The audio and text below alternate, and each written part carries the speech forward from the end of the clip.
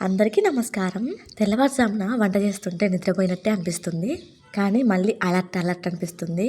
అమ్మో! Video on చేశానా లేదా ఆఫ్ చేశానా అని చూసుకోవాల్సొస్తుంది. కానీ ఏది ఏమైనా వంట చేస్తూ బ్రష్ చేస్తూ ఉంటా. నాకిది చాలా ఇష్టము. ఎందుకు అంటే పెళ్ళికి ముందు ఎలా ఉన్నా పెళ్ళయి పిల్లలయ్యాక కూడా నన్ను నేను చాలా మార్చుకున్నా, మోటివేట్ చేసుకున్నా. దానికి కారణం నా వీడియోస్ అండ్ ఇంకా మోటివేషనల్ వీడియోస్ కూడా. ఈ తెల్లవారుజామున అన్ని పనులు ఒకేసారి చేసుకోవాలంటే కష్టం కదా, అది కూడా ఒక్కదాన్ని చేసుకోవడం అంటే. అందుకే నేను ఒక రోజు ముందునైతే కూరగాయలు కట్ చేసుకొని పెట్టుకుంటా, గిన్నెలు తోమేసుకుంటాను. ఒక్కొక్కసారి బయట కడిగేసి నైతే పడుకుంటా, తర్వాత లేచి ముగ్గు వేసుకుంటాను ఎర్లీ మార్నింగ్. ఇంకా దోశ ప్రిపరేషన్ స్టార్ట్ చేస్తా. ఒకవైపు దోశ, ఒకవైపు చట్నీ, ఇంతలోనే పాలు వచ్చాయి.